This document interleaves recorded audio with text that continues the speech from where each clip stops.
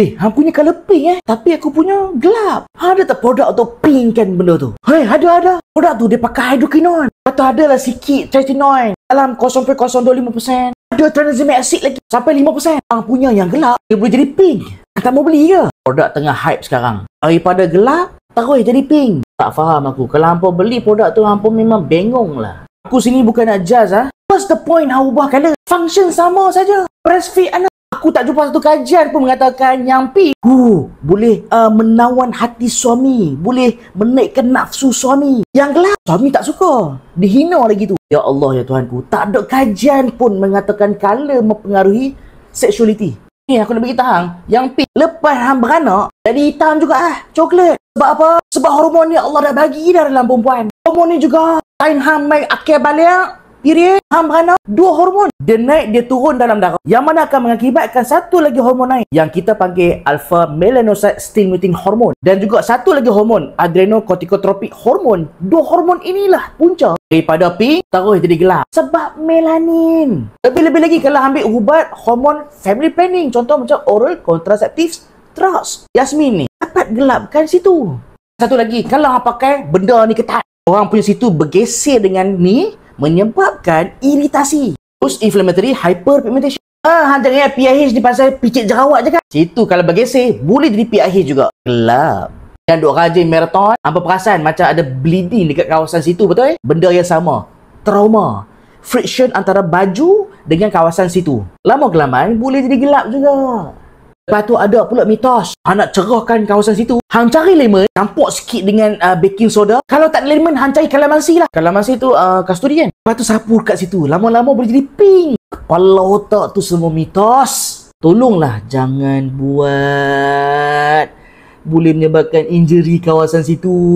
Lepas tu mitos, kalau gelap, tanda-tanda infection, tanda-tanda bahaya tu. Habis tu nak kata pink, sihat walafiat lah. Kalau tidak mempengaruhi kesihatan kawasan situ Kalau penyakit kat situ mungkin ada darah, ataupun ada keluar nanah, ataupun ada keluar any discharge, ataupun macam ada kita panggil apa, ataupun bahagian situ kasak lah, macam cluster kan. Tu mungkin kita panggil hyperkeratosis. Tu hampa kena jumpa doktor. Ataupun dekat kawasan situ nampak macam belubang-belubang, nampak macam orange lah. Tu tanda radang disebabkan oleh cancer breast. Ataupun kawasan situ macam ada mengulpah kulit, gatal-gatal, eczema, Paget disease. Tolonglah pergi jumpa doktor. Tu je lah antara tanda-tanda yang korang kena ambil kisah kalau ada. Selain tu, colour pink ke hitam ke, tu semua normal.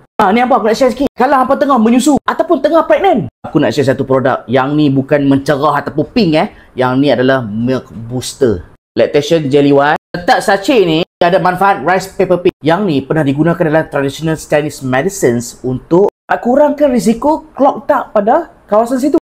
Kalau situ tersumbat boleh menyebabkan mastitis, boleh menyebabkan infection breast abscess. Sakit tu. Rice paper pink ni yang ada dalam satu sachet dapat kurangkan risiko, at least lah kurangkan risiko clog dark pada at least penyusuan akan jadi lebih better. Bahan nombor 2 adalah kurma merah. Kurma merah ni memanglah tinggi fibers, tinggi glukos dan fructose. Bagilah tenaga untuk korang breastfeed. Ingat, breastfeed tak penat ke? Breastfeeding ni bakar banyak kalori 500 ke 700 kalori dibakar setiap kali breastfeed setiap hari. Sebab itulah kurma merah antara makanan yang terbaik untuk tenaga untuk breastfeeding. Selain tu ada kalsium, ada magnesium, membantu untuk penghasilan breast milk juga. Last sekali adalah buah longan. Dia bantu untuk kurangkan cortisol level. Ingat, breastfeeding ni tak penat ke? Penat akan meningkatkan cortisol level. Hypercortisolemia ataupun tinggi kortisol dalam darah boleh merencat ataupun mengurangkan susu dalam darah. So anything dapat kurangkan kortisol secara tidak langsung bantu untuk lancarkan penghasilan susu dalam badan. Dan aku pandai-pandai memang ada kajian. Sebab tu rasa selalunya kalau korang first time pregnancy, hang stres, habis susu drop. Selain tu bolongan juga dapat stabilkan hormon oksitosin. Hormon oksitosin sangat penting. Oksitosin itulah yang membantu untuk susu keluar. Tak ada hormon ni, susu hang bertakung je dalam dekat. Sebab itulah kadang-kadang breast massage membantu penghasilan hormon oksitosin supaya susu dapat dikeluarkan melalui situ. So baby pun senanglah sedut. Yang aku cakap ni semua adalah sains. Kalau lah hampa tengah menyusu badan ataupun bakal menyusu badan, contohlah tengah pregnant ke apa kan, aku sangat-sangat sarankan ni lactation jelly ni. Kau amallah satu sachet satu hari, try tengok macam mana. Tapi dengan syarat kawal stres. tidur cukup, makan cukup, aman yang ni, insya-Allah meriah susu.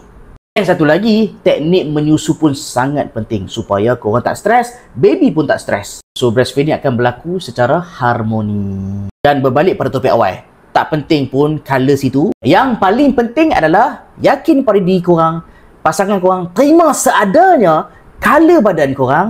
Itulah menentukan harmoni rumah tangga.